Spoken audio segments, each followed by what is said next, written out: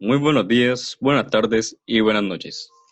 Nosotros somos el grupo número 9, conformado por Enzo Garrido, Anún de la Hoz, Felipe San Martín, el que le habla, Oscar Vera.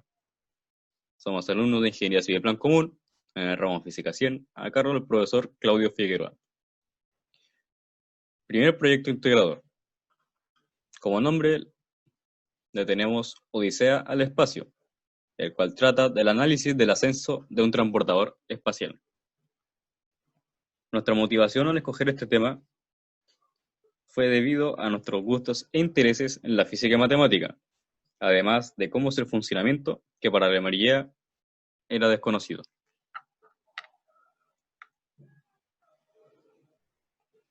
Introducción. En este proyecto nos dedicaremos a analizar los primeros 6 minutos y medio en que asciende el transbordador, formulando preguntas y tareas específicas a realizar en las unidades vistas en clase, tiempo de distancia, mediciones y rapidez de cambio. Explicaremos el por qué escogimos cada pregunta y su respectivo desarrollo, concluyendo con un gran aprendizaje a nivel individual y grupal.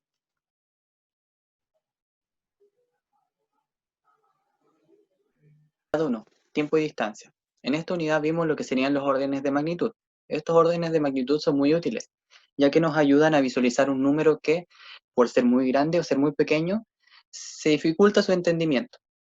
Esto se hace asociando el número que tenemos inicialmente con una potencia de 10.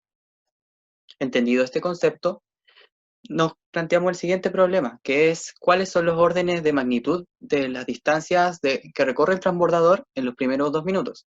Estas distancias medidas en metros, porque metros es la unidad que se utiliza en el sistema internacional, además que una unidad más conocida por nosotros. Para resolver este problema creamos una tabla de la altitud en función del tiempo en las primeras 2 columnas, en las cuales se muestra que la altitud va aumentando progresivamente con el tiempo. En la tercera columna hicimos la altitud en metros. Para esto multiplicamos las altitudes en pies por un 1 conveniente. Este 1 conveniente es la razón entre un metro y su valor equivalente en pies, para eliminar los pies y que la altitud quede en metros. Pero hay un problema con esto, que el valor que obtenemos no es confiable, ya que no respeta los convenios de cifras significativas. Por esto, nosotros hacemos una aproximación, teniendo en cuenta los números de cifras significativas en la altitud en pies. Ya conseguido la altitud en metros de forma confiable, comparamos con potencias de 10 para obtener los órdenes de magnitud. También en esta unidad vimos lo que sería la notación científica. La notación científica, al igual que el orden de magnitud, es una forma de expresar un número de una forma más sencilla. La diferencia es que en vez de solo usar una potencia de 10, aquí se utiliza un factor numérico entre el 1 y el 10 que represente al valor original multiplicado por alguna potencia de 10. Entendiendo este concepto, nos planteamos el siguiente problema, que es a la hora de cómo transcribir los valores de las masas del transbordador a notación científica. Para resolver el anterior problema, creamos una tabla. En las primeras 2 columnas está la masa del transbordador en función del tiempo. Como podemos ver, la masa va disminuyendo constantemente. Esto es así porque cuando el transbordador se está elevando, se desprende de ciertas partes y además va perdiendo combustible. Como podemos ver, la masa al inicio es incluso más que el doble de grande que la masa al final de estos 2 minutos. Para transformar esto a notación científica, como dije antes, tenemos que buscar un valor que represente la masa, pero que esté entre el 1 y el 10. Y luego multiplicarlo por una potencia de 10 para representar el valor dado por la masa originalmente. Unidad 2. Mediciones. Uno de los temas que vimos en mediciones fue el error. Debido a que los resultados de un experimento se expresan generalmente por un conjunto de valores numéricos obtenidos por mediciones, es un hecho natural e inevitable que toda medición vaya siempre acompañada de un error. A través de esta definición, planteamos el siguiente problema, que es calcular el error de la altitud en el primer minuto.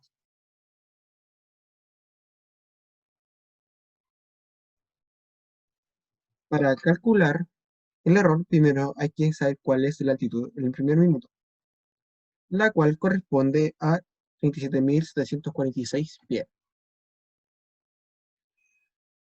Luego calcular el error instrumental, el cual es de un pie debido a que fue medido con un aparato digital. El error aleatorio no se puede calcular, ya que no hay más datos sobre la altitud en el primer minuto. Entonces su error experimental es de un pie. Como nuestro grupo quiere conocer el error expresado en metro, hay que convertir de pies a metros. Al desarrollar la conversión notable que 37.746 más menos un pie equivale a 11.505 más menos 0,3 metros.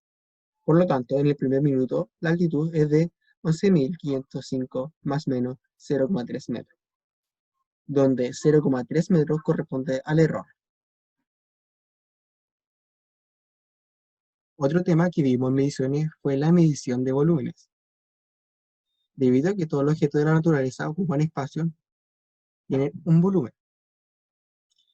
Con esta definición planteamos el siguiente problema, que es estimar el volumen del orbitador de un transbordador en metros cúbicos.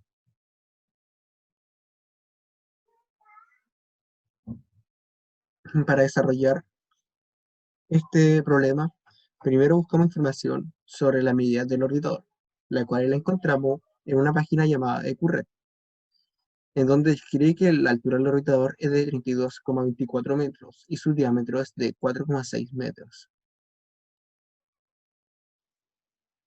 Luego comparamos alguna estructura del orbitador con cuerpos geométricos, como por ejemplo el tronco del orbitador con un cilindro, la punta del orbitador con un cono y sus alas con un prisma de base triangular.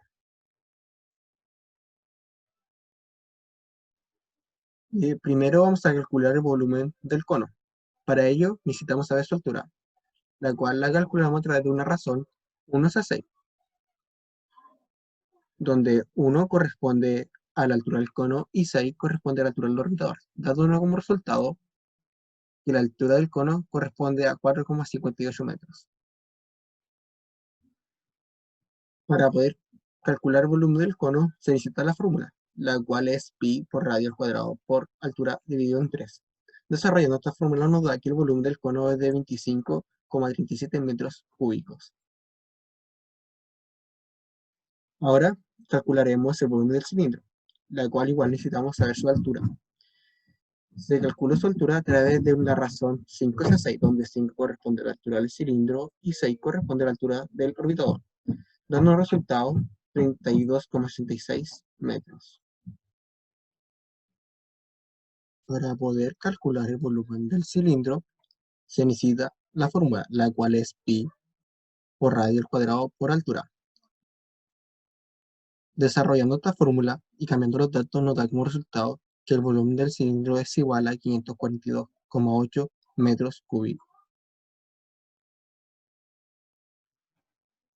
El siguiente paso es calcular el volumen de una de sus alas, en el cual estimamos que el alto es de 1 metro, el largo es de 21,5 metros y su ancho es de 9,6 metros. Se reemplaza los datos por la fórmula, dándonos como resultado 103,2 metros cúbicos. Como son dos alas, este volumen se multiplica por 2, dándonos resultado como 206,4 metros cúbicos.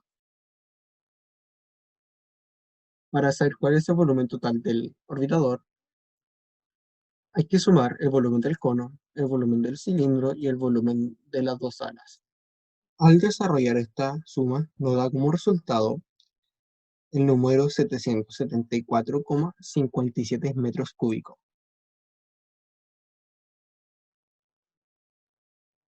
Respondiendo al problema planteado, la respuesta sería que el volumen total estimado es de 774,57 metros cúbicos.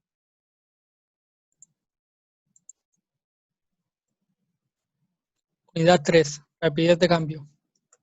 La tarea específica a realizar será estimar la altura total alcanzada dentro de los 6,5 minutos. Para esto ocuparemos el gráfico de velocidad del transbordador. Podemos ver que en el eje Y está dado por la velocidad en unidad de kilómetro partido en segundos, y en el eje X está dado por el tiempo en unidad de segundos. Lo que significa que tendremos que pasar entre los 6,5 minutos a segundos, realizando una conversión de unidades. Esa conversión de unidades la haremos multiplicando los 6,5 minutos por 60 segundos partido en un minuto, lo que nos dará 390 segundos. Ahora, para sacar la variación de altura, tendremos que sacar el área que se encuentra bajo la recta y sobre el eje X. Esa área la podremos sacar si formamos figuras ya conocidas, como lo son el triángulo y el rectángulo, como se muestra a continuación. Para sacar la medida de los lados, tendremos que sacar la variación de estos, como por ejemplo en la figura 1, para sacar la base del rectángulo, tendremos que restar 390 menos 240, nos dará 160 segundos de base. Para sacar la altura, tendremos que restar 2 kilómetros por 100 segundos menos 0 kilómetros por 100 segundos, lo que nos dará 2 kilómetros por 100 segundos. Ya sabiendo los lados de las figuras, simplemente tendremos que sacar el área. La figura 1, como era un rectángulo, ocuparemos la fórmula del área del rectángulo, que es base por altura. Reemplazamos los datos y nos da un área de 320 kilómetros. En la figura 2, como era un triángulo, tendremos que ocupar la fórmula del área del triángulo, que es base por altura partido en 2, lo que nos dará 208 kilómetros, y así sucesivamente con las demás figuras. Ahora, como todas las áreas de la figura están sobre el eje X, todas son positivas. Y al sumarlas nos dará 778 kilómetros. Estos 778 kilómetros es la variación de altura. Como sabemos que al inicio el transportador su altura es 0, en 6,5 minutos la altura será 768 kilómetros. La tarea 2 a realizar será conocer en qué altura la aceleración deja de aumentar para no exceder los 0,03 kilómetros partido en segundos cuadrados, teniendo en cuenta la presión dinámica. Para resolver esta tarea, tendremos que analizar el gráfico de aceleración.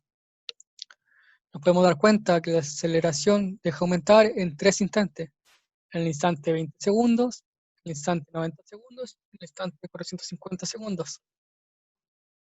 Ahora, ¿cómo sabemos que la aceleración deja de aumentar? Por ejemplo, en los 20 segundos, uno puede tomar un punto muy cercano a 20 segundos, antes y después, y trazar una recta. Esta recta nos dará paralela al eje X, y esto nos indicará que la aceleración dejó de aumentar y que de hecho es 0. Ahora, ¿por qué es importante saber en qué instante deja de acelerar? Es por la presión dinámica, ya que si el transbordador no dejara de acelerar, la presión dinámica podría causar daños importantes en la estructura del transbordador. No está así después de los 50 segundos, ya que la presión dinámica disminuye, ya que la presión atmosférica también disminuye. Ahora, para saber la altura en la cual el transbordador debe dejar de acelerar, simplemente sabemos que en los 20 segundos deja de acelerar y podemos irnos a la siguiente tabla y ver que a los 20 segundos la altura es de 1267,968 metros, y en esa altura se puede saber que dejó de acelerar.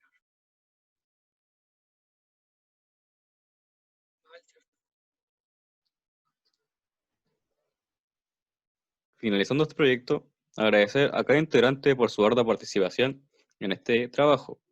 A Enzo y a Manuel, quienes como roles tenían de ser los escritores. A Felipe, quien como rol principal era el de ser el dibujista. Y a Oscar, quien tuvo la labor de calcular y desarrollar cada problema planteado.